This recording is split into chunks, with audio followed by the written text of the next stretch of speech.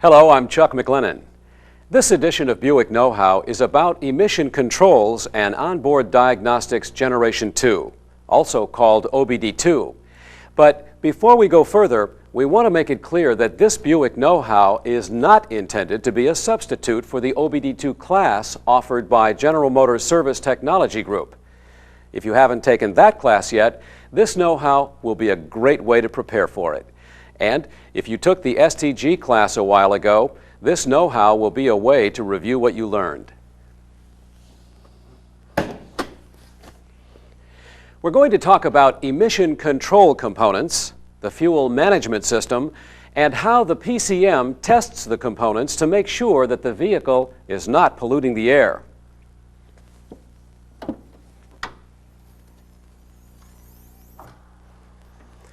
Our special guest for this edition is Brian Ruppert from Reichard Buick in Dayton, Ohio.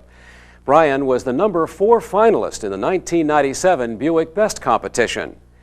Brian is going to give us the hands-on side of working with OBD II, and I will fill in the theory and concepts. With OBD II, there's a lot happening all over the vehicle at the same time, so keep your remote control handy.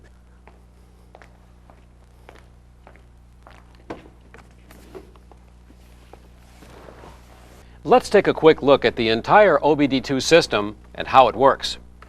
Specifically, OBD II is a set of government regulations that state how the emission control system must function and how it must be designed.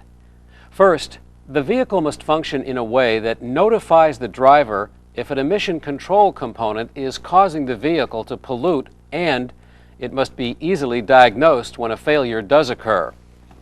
Second, the vehicle must be designed in such a way that it cannot be tampered with easily and be diagnosable with generic scan tools, as opposed to special manufacturer scan tools.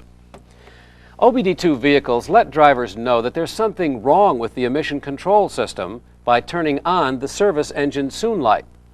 This is also called the malfunction indicator lamp, or MIL.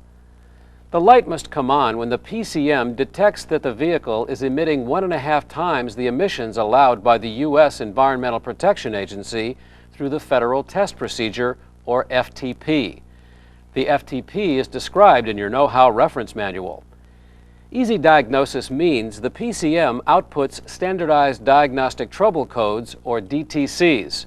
So, a P0300 is always a misfire code, regardless of what kind of car it is. These codes can now be read by a variety of scan tools on the market, not just the Tech 2. These scan tools all use the same diagnostic connector. This makes it possible for a technician to be knowledgeable about every car, and it helps keep the number of specialized scan tools to a minimum. The Powertrain Control Module, or PCM, was made tamper-resistant by changing the old socket-mounted EEPROM to a soldered-in double EEPROM, also sometimes referred to as a flash PROM. Soldered components are very difficult to remove and replace from circuit cards, so it's simply not cost-effective to tamper with the new PCM. The calibrations can still be changed, but only by a trained technician using special tools from the manufacturer. The PCM determines if a vehicle is polluting the air by running 3 different kinds of tests on certain engine components that can cause excessive emissions. The different types of tests are explained in your Know-How reference manual. The PCM looks for certain conditions to be present before it runs a test. Each condition is called an enable criterion. When all of the enable criteria are present, it's called a trip. Then the PCM runs the test. Now, here's some hands-on expertise from Brian about what to look at when a car comes in with a MIL or drivability concern. First, you verify it and check it out, make sure that there is an actual complaint. We've had a couple people complain about something, and you'll drive a like model and it'll have that same condition. So if when possible, check another like model, and maybe there is not a problem with that particular model. Maybe it's the way it's designed. I'm going to make sure my battery connections are clean and tight.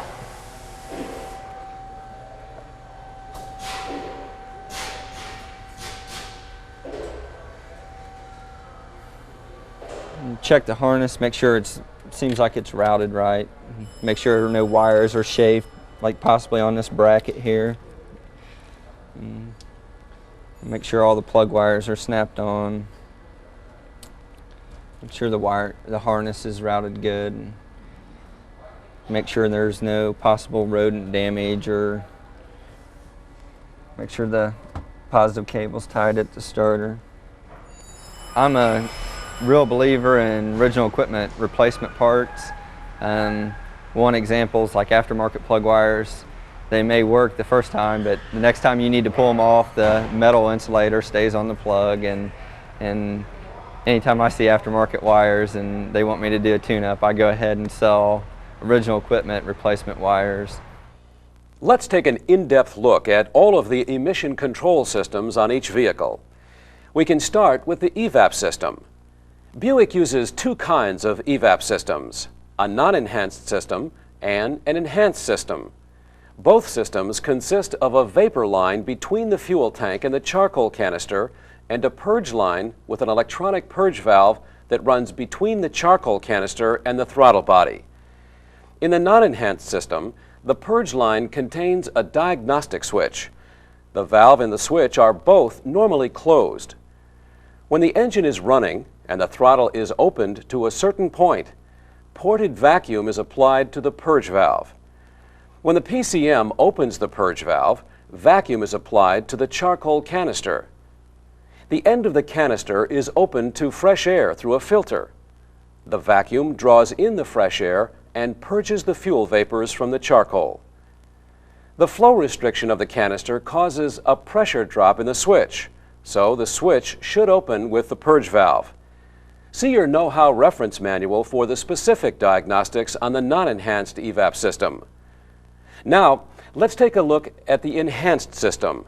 It uses the same basic components as the non-enhanced system, but it adds a normally open control valve at the canister vent, a fuel tank pressure sensor, and a service port for checking leaks.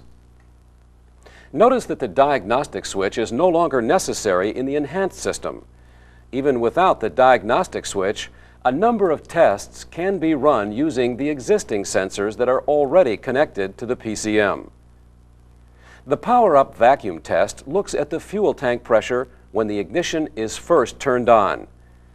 If there's a vacuum there, the vent path is probably blocked. This test only runs when the engine is cold and the fuel tank is between 15 and 85% full.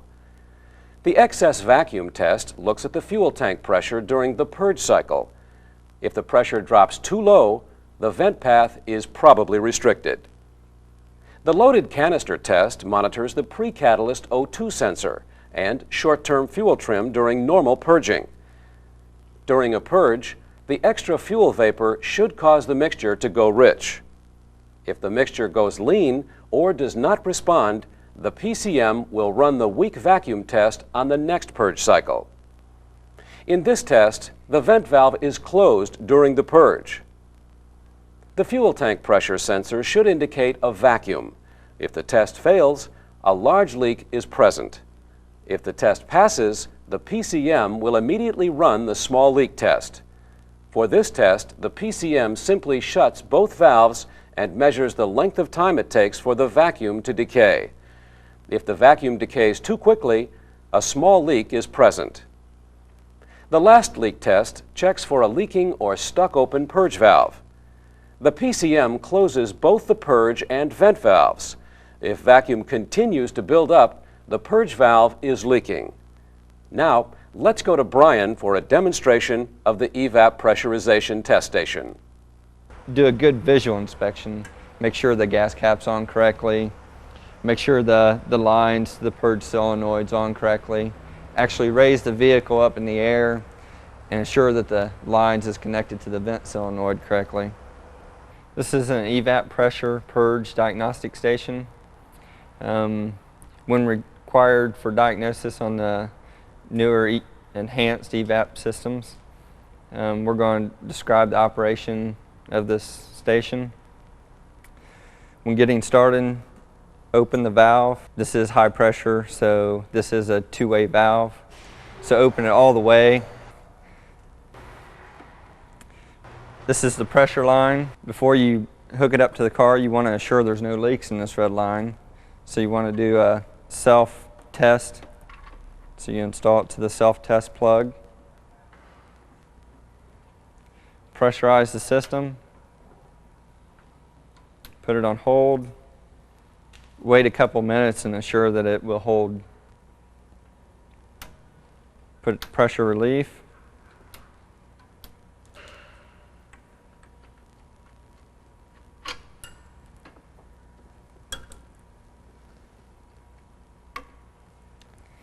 Go ahead and install the hose on this green service port.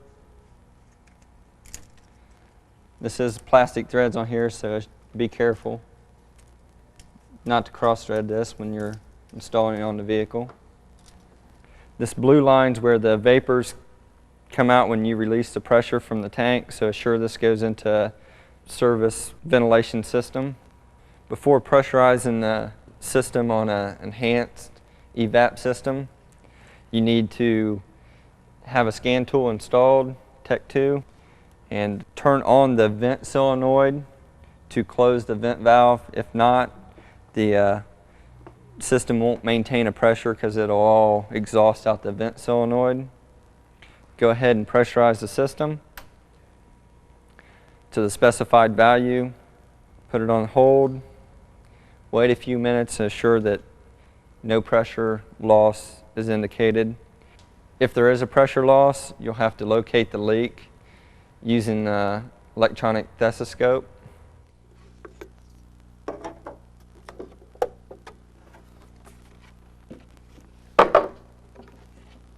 The fuel management system decides how much fuel is used to run the engine. Since the amount of fuel is tied to the amount of emissions that the engine produces, the PCM tests every component that can increase or decrease the air-fuel ratio. On the intake side, this includes the mass airflow or MAF sensor, the throttle position sensor, and the manifold absolute pressure or MAP sensor. The PCM tests these sensors for out-of-range values and for rationality. Rationality means that for any given set of operating conditions, each sensor's value can be predicted. So, even though one of the sensors might report a value that's within range, a DTC will set for that sensor if the other sensor values and engine operating parameters do not support the reading. Moving over to the feedback side of fuel management, the PCM also checks the pre-catalyst heated oxygen sensor for time to activity, voltage, and response rate. The time to activity test measures the time it takes for the sensor to become active. Oxygen sensors must be heated to about 600 degrees before they activate, so a faulty oxygen sensor heater might cause excessive time to activity. The sensor voltage test is actually several tests related to the oxygen sensor voltage. The voltage diagnostic looks for shorts to ground, shorts to battery positive, open circuits, inactivity, and rich and lean shifts of the fuel control system. The response time test measures how long the sensor takes to indicate a transition from lean to rich and rich to lean. The response time is used to detect sensor poisoning. Poisoning can slow down, stop, or even reverse the polarity of a heated oxygen sensor. See your know-how reference manual for a list of more details about oxygen sensors. Downstream of the catalytic converter is a second oxygen sensor, also necessary for OBD II, which is used to determine the efficiency of the catalyst. We'll get to that one in a few minutes. Proper oxygen sensor readings are necessary to determine the correct air-fuel ratio, which is organized by the fuel trim calibration. OBD II only monitors fuel trim cells that are active during the federal test procedure. Monitored cells are called diagnostic cells. For this particular vehicle, these 3 cells must remain within 10% of the zero adjustment point for a certain percentage of the time that they are active. The percentage of time is referred to as the diagnostic weight of the cell. It's always a good idea to look at all of the cells when checking basics. For example, a rich adjustment in the high-load, high RPM cells could mean a weak fuel pump. When a fuel trim DTC is set, the freeze frame overwrites all other freeze frames for any other DTC except a Misfire DTC. Likewise, a Misfire DTC freeze frame will not overwrite an existing fuel trim DTC freeze frame, but it will overwrite all others. Oh, and speaking of Misfire, let's hit Brian up for a demonstration of the Misfire counters on the Tech II. We're going to demonstrate how the Tech II scan tool can detect a current misfire by installing a piece of carbon vacuum hose and the number 6 plug wire here. That way we don't damage the plug wire when we ground it out.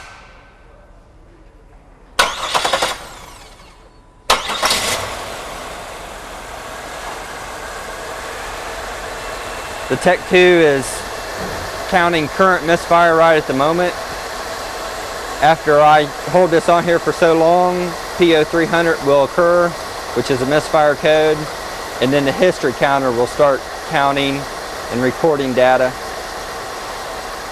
This was a rental car. It was a 98 Park Avenue with 18,000 miles on it, and it come in with a complaint, miss, and the rental company already put some spark plugs in it, but they did leave the plugs for me so I can take a look at them. And so I found this bulletin about plug erosion, and a reflash was required to cure this rough idle. And I went ahead and reflashed it and then checked it, and I had an engine miss still. It was on number 3 cylinder. So I asked them for the plugs, and they brought them to me, and I found they was awful bad shape. And I pinpointed the engine miss down to an engine mechanical problem. It had a burnt exhaust valve.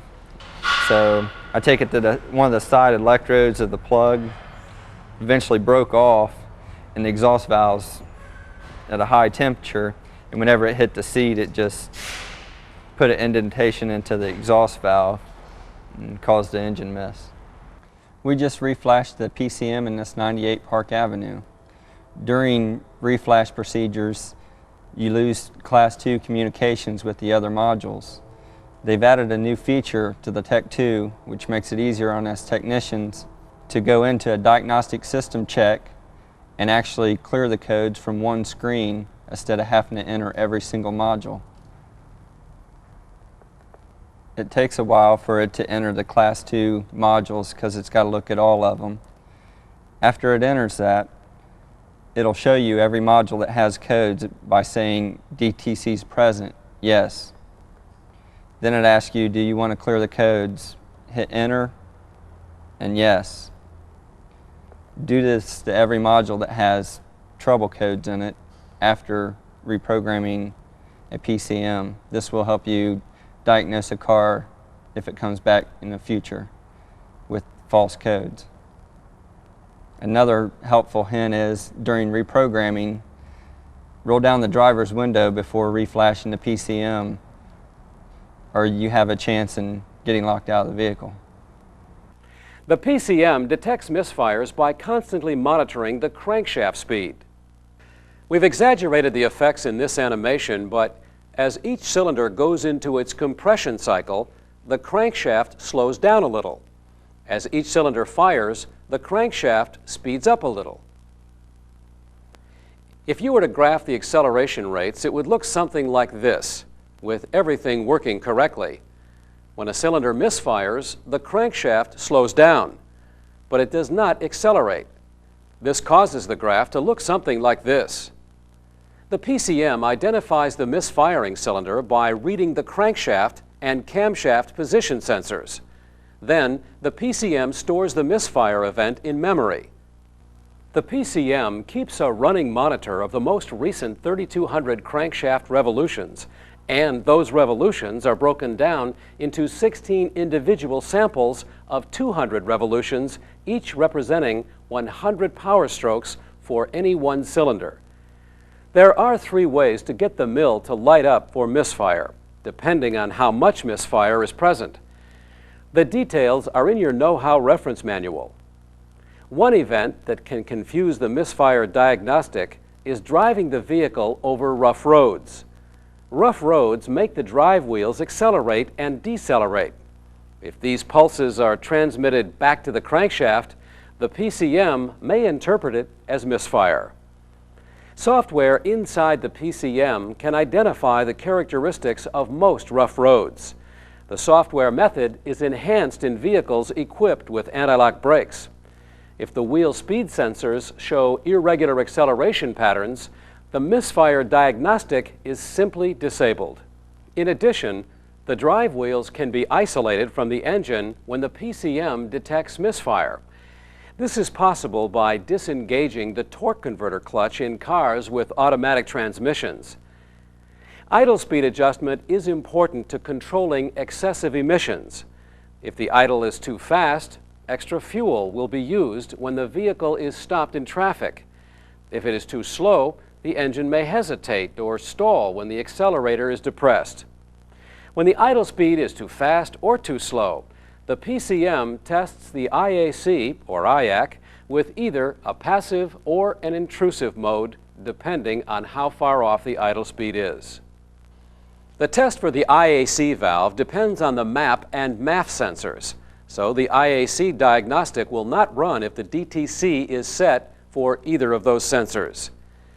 The passive mode monitors the intake airflow through the MAP and MAF sensors at idle. If the intrusive mode is enabled, the PCM manipulates the IAC valve while the engine is off idle.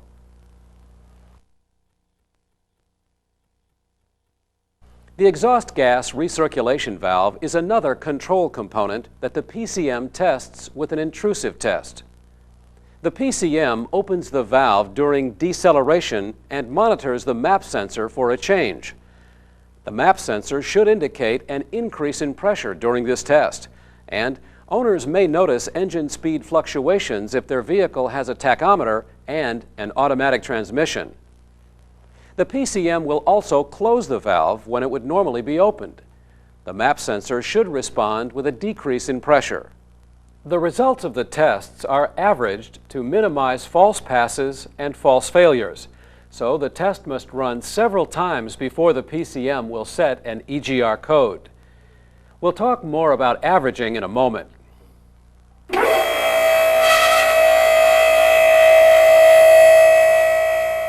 Catalytic converters require steady sources of oxygen and fuel in order to function correctly. With a rich mixture, there's enough fuel in the exhaust, but not enough oxygen. With a lean mixture, there's enough oxygen, but not enough fuel. Since the engine can't run rich and lean at the same time, the PCM switches rapidly back and forth between rich and lean. Each time the mixture switches is called a cross count. This process is called closed loop operation, and the PCM initiates it when the engine coolant reaches a calibrated temperature. This makes the engine coolant temperature, or ECT sensor, critical to the operation of the converter. The important thing to remember is to check the coolant level when you get a car with an ECT sensor code. If the coolant level is low, the sensor will not provide an accurate reading. Sometimes it's easy to forget the basics when you have access to this much advanced technology.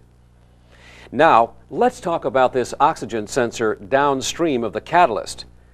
If the ECT does its job and the engine is running in closed loop, the mixture is switching back and forth from lean to rich. If the catalyst is working properly, it should be storing and releasing oxygen at a steady rate. The oxygen sensor downstream of the converter should not be able to detect the cross counts that the other oxygen sensors detect. If you monitor both of the oxygen sensor voltages on a good vehicle with the Tech 2 when the engine is started cold, you will see the engine go into closed loop just before the catalyst lights off.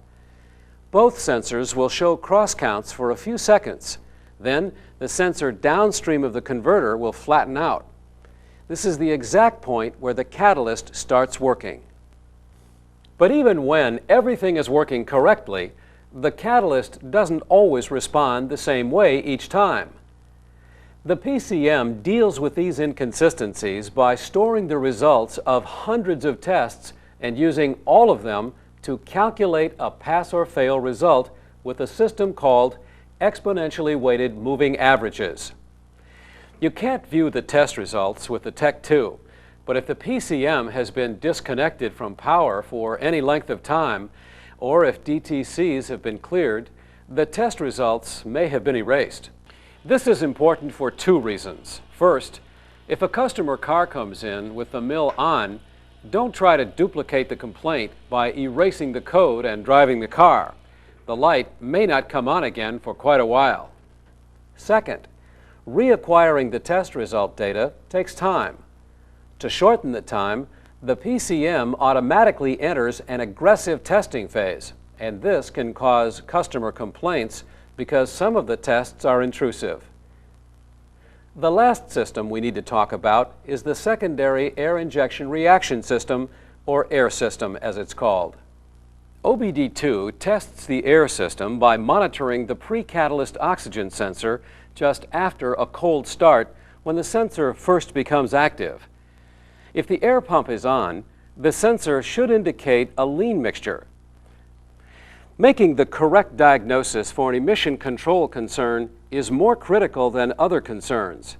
In California, some emission control repair facilities are being monitored by the California Air Resources Board, or CARB for short. CARB monitors which parts are being replaced and can order the manufacturer to recall vehicles if it determines that a part is being replaced too frequently. The Environmental Protection Agency is considering similar rules for the other 49 states. Here are a few things to keep in mind. Refer to the strategy-based diagnostics chart when you are working on a concern that you've never seen before. And don't forget to check the things that the PCM cannot detect. There's a list of basics that are commonly overlooked in your know-how reference manual. Sometimes a faulty part can cause more than one DTC. If you have more than one DTC to work on, start with the one that has the most status messages on the Tech 2. That's usually the DTC that's there right now. Use the diagnostic procedures in the service manual for each DTC. It's a good idea to read the entire section on that DTC before you do anything. Sometimes you have to do a little digging, but most of the information is there for you. For example, you can find out the enable criteria and the failure criteria for the test that's failing by reading the conditions for setting the DTC section. The first items on the list are usually the enable criteria. The last few items on the list are usually the failure criteria. If you would like to learn more about pollution and automotive emission controls, be sure to download Know-How 219 from the Buick Know-How website. The Internet version of the reference manual contains a bonus section with information about the history of air pollution legislation, the chemistry of air pollution, and all of the pollution control devices ever used on automobile engines, starting with the PCV valve. If you're not yet surfing the web from your home, check out your local public library. Many libraries provide inexpensive or even free Internet access and Internet classes. Some libraries may charge you a small fee when you print out a document. Be sure to have the Know-How web address and your Social Security number available when you log on.